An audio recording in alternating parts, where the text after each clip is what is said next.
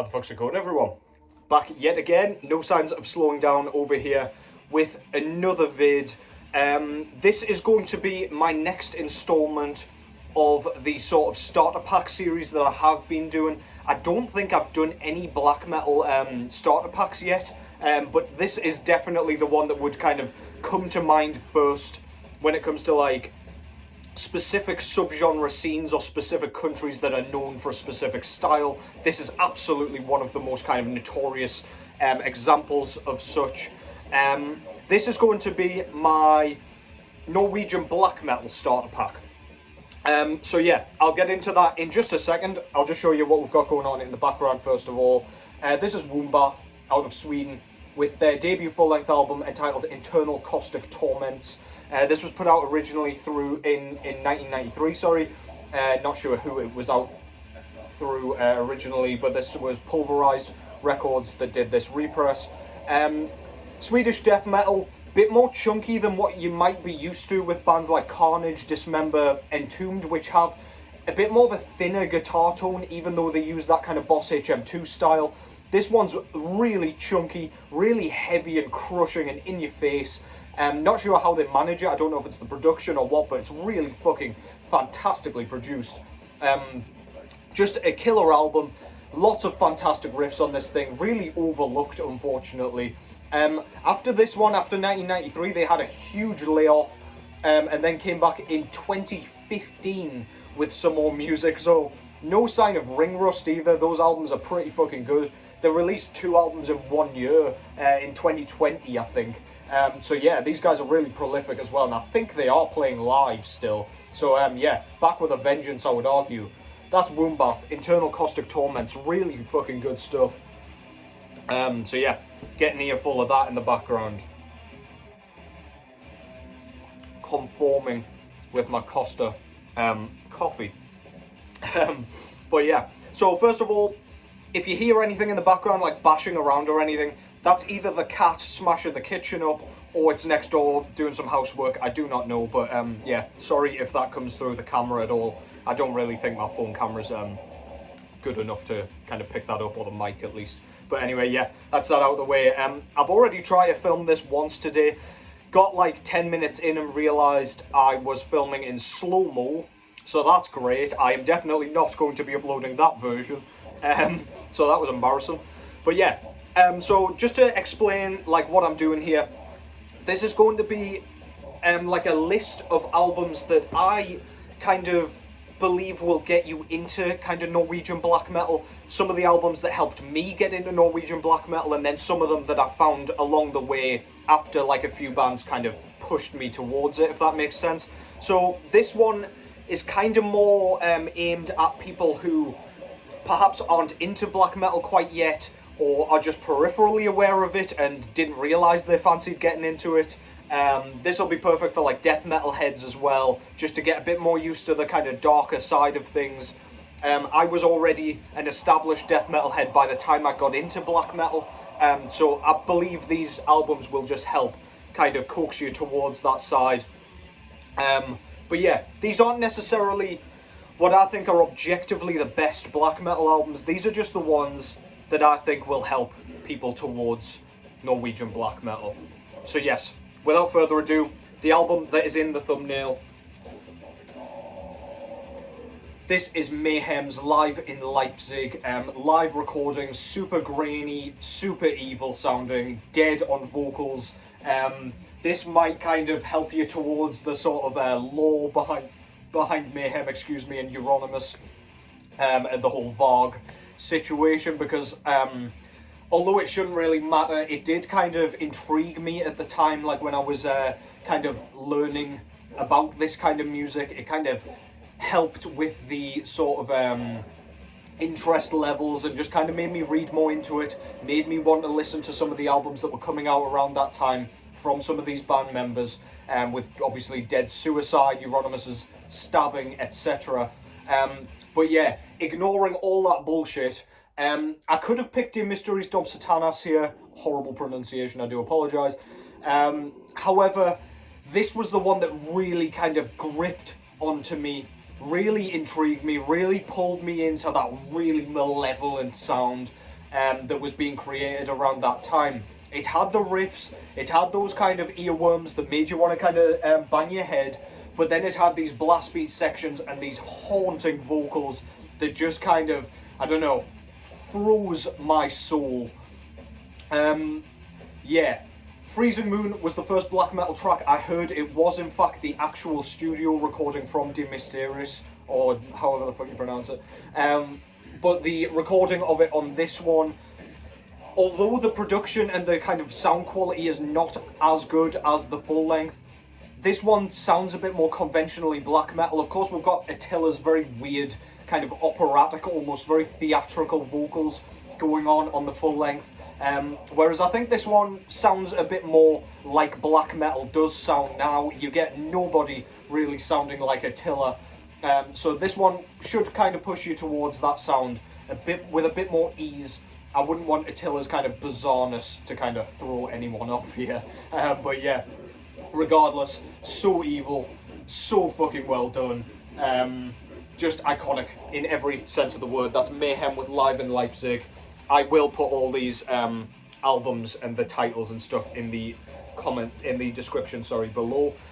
Next up is a band that, I mean, you'll not be surprised to see the band. You may be surprised to see the album, because you already know from previous videos, this is not my favourite from this project. This is Immortal with At the Heart of Winter. Now, I believe this was their 4th full-length album, if I've counted those correctly. And whilst I prefer Diabolical Full Moon Mysticism, which was the debut, and I prefer Pure Holocaust as well, not necessarily Battles in the North, depends how I'm feeling. But this one, it doesn't have the kind of blistering, kind of unforgiving nature of those albums. Granted, Diabolical Full Moon Mysticism was almost Bathory worship, in my opinion. This one focuses a lot more on melody. It focuses a lot more on like really brilliant songwriting. Really kind of, I don't know, almost catchiness, I would say. Tracks like Soulfall, Withstand the Fall of Time, At the Heart of Winter, the title track. Every one of those tracks has a memorable melody, fantastic riffing, but also this album is kind of more deeply rooted in the thrashier kind of sound. There's a lot of black thrash on this. Granted, it is rooted in black metal, like inherently. We have Abath's weird kind of croaky vocals, which are at the peak of their bizarreness on this album. So another thing that'll kind of get you more used to the kind of more obscure vocals, because you get such a range in black metal, I would argue, that like it's good to get into the more unconventional sounds, if you will. And Abath really, yeah, he's at the peak of his complete and utter chaos on this one, basically. Yeah, some really nice lead work, fantastic like chainsawing riffing.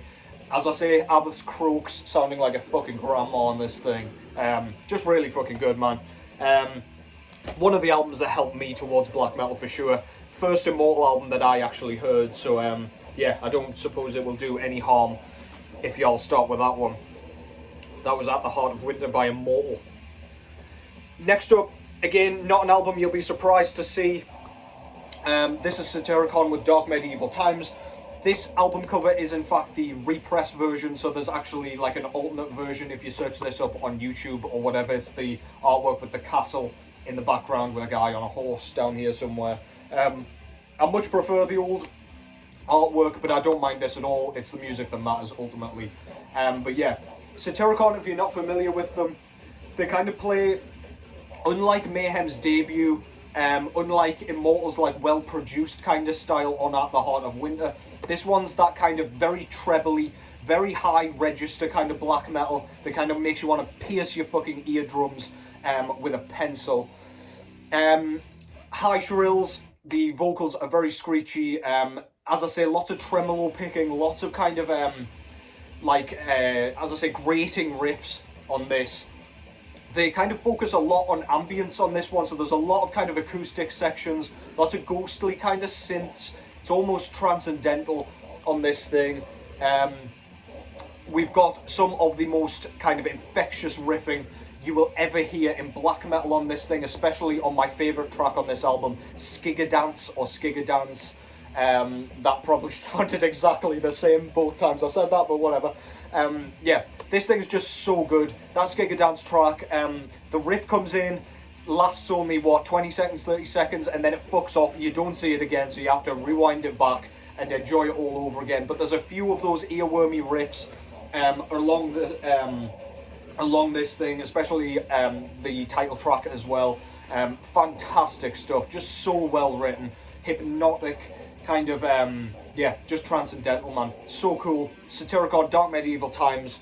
An album that's, I don't see it mentioned a lot for some reason. I don't know if people have, like, gotten used to the idea that that's just around or what, but, like, compared with bands like Burzum and Mayhem and stuff like that, we just don't see Satyricon pop up that often for some reason. They're not underrated by any stretch of the imagination, but I don't know. I just feel like they don't quite get the props that they deserve and that they used to.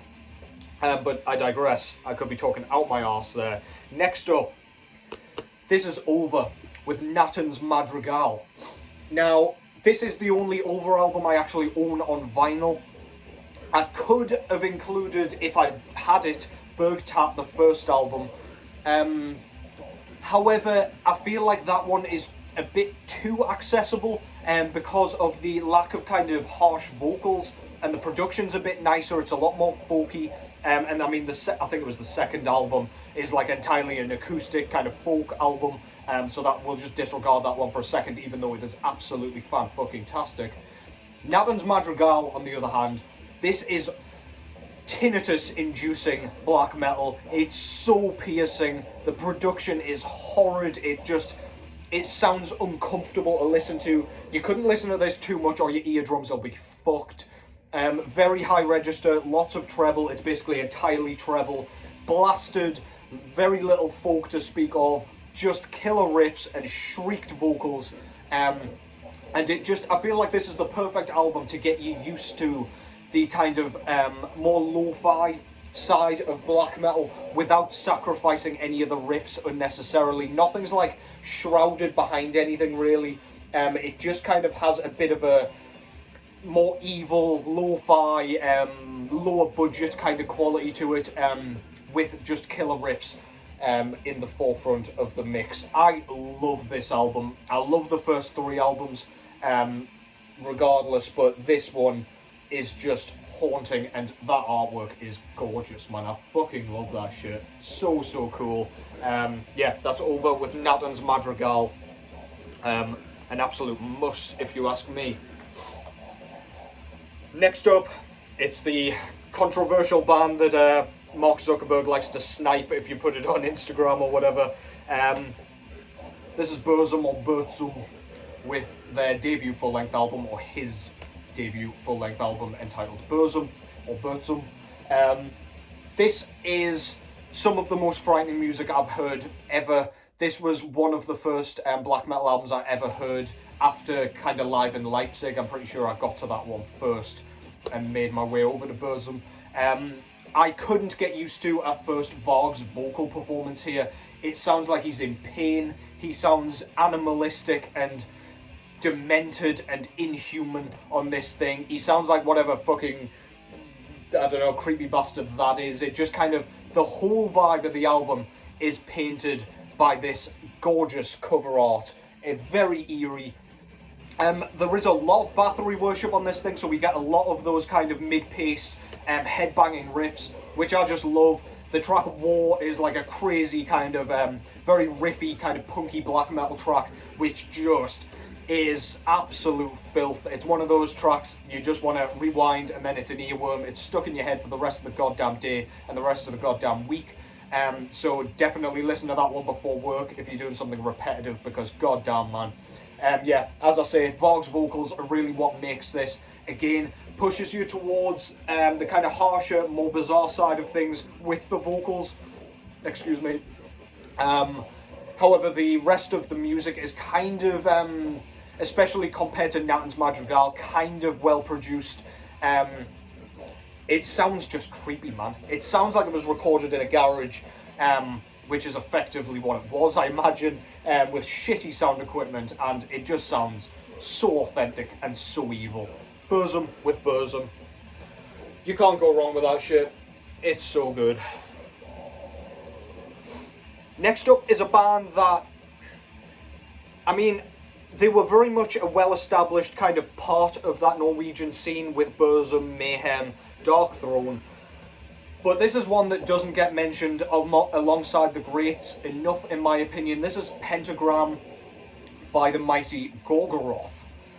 Now, this album is very much kind of infused with punk, so unlike the rest of the albums that I've just mentioned there, this one's very, very kind of, I don't know, punchy, fast-paced, very in your face. It's got those killer riffs that just make you want to punch the air, smash your head off the wall, whatever the fuck, just rage around. It's still got that kind of grainy production, it's still got that kind of harshness that you need with black metal, but I feel like it's kind of one of the more accessible doorways into black metal, because it's got all those tropes, it's got the blast beats, it's got the harsh kind of screamed vocals, it's got the production kind of quality, but it's entirely listenable. There's lots of things going on that's recognisable as a fantastic riff, lots of influences recognisable from other subgenres. It's just a fucking well-written album. Antichrist, that came before this one, I believe, is fantastic as well. The track Possessed by Satan is just an utter banger from that thing. So you could go with either, really, but Pentagram is where it's at for me, and this was the first one I actually heard. So yeah, go and check that out. Only the first two are really worth listening, in my opinion. But I mean, is it Under the Sign of Hell? That's okay, but it's got nothing on these, because this just has that authentic Norwegian black metal sound with that production kind of driving the album forward. Gorgoroth, Pentagram, fantastic, fantastic album. Okay, I've got 4 more albums for you. I've just mentioned one of the bands just before. This is Darkthrone with Under a Funeral Moon. Now, you might be confused as to why I've picked this one over A Blaze in the Northern Sky, or Transylvanian Hunger, or even Panzerfaust, I guess. But I believe this one, out of all of the first kind of 3 black metal albums especially, this one has everything the black metal needs, the Norwegian black metal had. It's got that frostbitten atmosphere, it's got that air of the unknown, that eeriness, that feeling of being out in nature whilst being watched by something completely supernatural, eerie, a force of nature perhaps. But it's also got those riffs that again make you want to bang your head, the things that make metal and make metal kind of approachable, shall we say, the riffs that just go through your entire body, shake you to your core, and the ones that just stick with you for the rest of your lifetime after hearing them. This has it all. It's got those kind of high shrieked vocals, it's got those kind of blast beat ridden riffs where it's just kind of at first it could just seem like convoluted and discordant, but then once you kind of listen to it a bit more, the beauty and the cohesion comes through. This is just a perfectly well written album that captures black metal's essence just spotlessly. Darkthrone, Under a Funeral Moon, an absolute must in my opinion. While I prefer Transylvanian Hunger as an album, that one's a lot more inaccessible, a lot harsher, a lot more kind of obscure. The production goes to raw black metal on that thing. Lots of kind of elements of the album are lost immediately. It's not really going to drag back new listeners usually. There will be exceptions in the comments, I'm sure, but just to me, I feel like if you're not wanting to scare away new black metal listeners, this Darkthrone album is perhaps where you should start. Next up is a band that you won't be surprised to see, but perhaps an album that you're surprised to see. And this is actually an EP or a demo. I want to say demo, but let's go with it anyway. This is Emperor's self-titled EP or demo. I just feel like, so we got Anthems to the Welkin at Dusk, not directly after this one. We got In the Nightside Eclipse first. Those two albums are quite long albums. I believe both of those flow into the 50+ minute mark. And it's 50+ minutes of kind of symphonic black metal that's kind of lo-fi. Lots of synthy elements which people might not be used to when they first approach Emperor. I know when I first listened to In the Nightside Eclipse, after hearing bands like Mayhem, Burzum, Immortal, I was a little bit turned off by the length of it. I just figured perhaps I didn't get it. Perhaps it wasn't going to be my thing, without realising it was the atmosphere and the kind of songwriting that kind of gets you into bands like that. And you've kind of got to get used to the synths because for the most part, Norwegian black metal didn't heavily use that. Emperor just went fucking balls to the wall and just shoved all the synths in to make up for everyone else's kind of shortcomings in that regard. But yeah, this one, it's a lot more kind of black thrashy, if you ask me. There are synthy elements to this, but they use those kind of grinding riffs as the forefront. The synths are used as an afterthought, in my opinion, on this thing. Slightly better produced. The version of I Am the Black Wizards that appears on In the Nightside Eclipse on this EP is a lot better, in my opinion. I just love the sound of this thing. It's just got a bit more of a sawing, grating sort of style to it, as opposed to the more kind of mystical, sort of twinkling, beautiful thing that's going on In the Nightside Eclipse, and Anthems indeed. The track Night of the Graveless Souls has everything you could want in a symphonic black metal track. You've got kind of synths that just back up the riffs. They don't kind of cover the album. They don't outstay their welcome by any means. They just float along beautifully. Then we get that sawing, nasty riff that comes after the sort of chorusy section. It's pretty much a track of 3 parts, and they utilise those 3 parts a couple of times. And those 3 parts just bring forward the essence of black metal, in my opinion. That's Emperor with Emperor. Just a fucking killer release in my eyes. Next up is an album I've spoken about quite a lot before, and I think probably the latest entry into this list. I believe this came out originally in 1995? No, never mind, 1997, sorry. So either 1997 or 1996, I think. But yeah, anyway, this is the first time on vinyl, put out through Extreme Metal Vinyl originally. This is Enthral with Prophecies of the Dying. Now, this is an album that, without Extreme Metal Vinyl putting this onto vinyl and kind of bringing it into kind of view for me, I would never have fucking come across this thing. This is really well written. Very kind of bass heavy black metal. This is quite a long album. It's a double LP. I think it's just under an hour long. So, like, I know I was just complaining about that with In the Nightside Eclipse. This one, there's just so many different components going into this. It just continuously maintains your focus and your attention, in my opinion. We've got the harsh vocals. We've got like ghostly sort of, I believe we've got clean vocals at some point on this thing that are just really ghostly, really eerie, really kind of spectral and inhuman.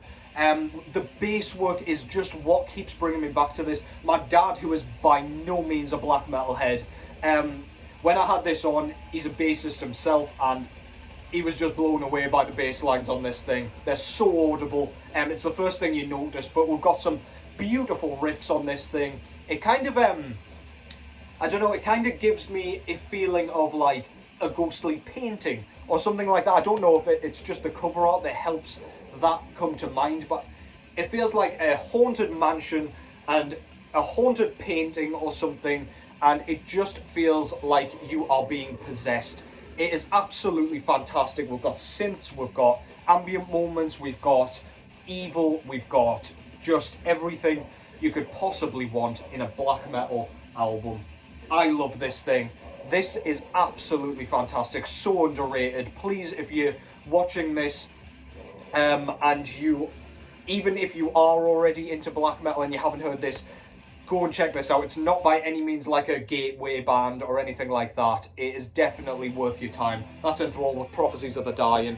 I'll stop rambling about that because I love to fucking gush over it. And finally, a band that I don't have very much of in my collection, but this is kind of, I could do with Frost as well, but this is kind of my favourite work of theirs. This is Enslaved with their debut full-length album, Vikingligr Veldi. So Enslaved on this one play a sort of battery style black metal, in that it's very folky. It does bring across that Viking theme absolutely perfectly. We've got kind of the raspy grating black metal, but we've got the kind of caveman beating drums that Bathory always used, that feels like you're kind of galloping into battle. Some of the most kind of infectious, frostbitten, hypothermic riffs appear on this thing, although the cover art doesn't necessarily suggest kind of winter. It just gives me that feeling. It's the perfect album for like a rainy day or a snowy day, depending on where the fuck you live. And yeah, it's got those kind of beautiful tremolo picked lead riffs that just stick in your head. It's got that fast-paced nature. It's got the shrieks. It's just got that atmosphere that you need. A killer start to Enslaved's discography. They've got some killer albums. I've also got In Times and whatever that one with the hands on the front is called, Writer or something like that. But they're the later kind of more proggy ones. This is the peak of Enslaved at their black metal powers, in my opinion. Although I do enjoy the occasional dabble into Frost. But yeah, absolutely love that album. Just another album that epitomizes and encapsulates everything about Norwegian black metal that I really truly love, and I would love to pass on to anybody using this starter pack as a way into the obscure. And that concludes this vid. I hope you found something cool to listen to there. Give me your thoughts as always. Are there any albums in your opinion that I missed? There are lots of albums that I could have added into here that I'm very aware of, that I'm sure you will comment below. But yeah, those are the albums that kind of epitomise black metal for me, or at least Norwegian black metal. And a lot of those helped me get further and further into realms far darker than I was originally used to.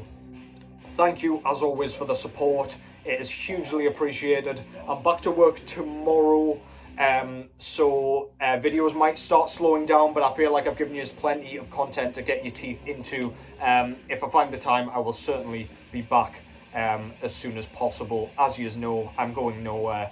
But for now, take care as always, and I'll catch you in the next one.